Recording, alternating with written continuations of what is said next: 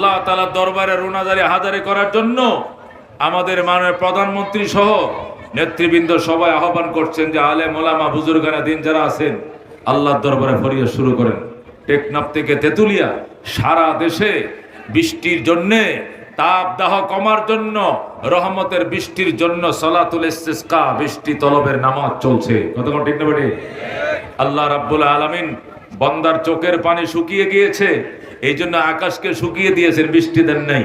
আবার যখন পাপী বান্দা পাপের কথা স্মরণ করে চোখের পানি ছেড়ে কান্না শুরু করবে, আবার আকাশ কানবে, তখন জমিনে বৃষ্টি হবে। কতক্ষণ ঠিক না বেটি?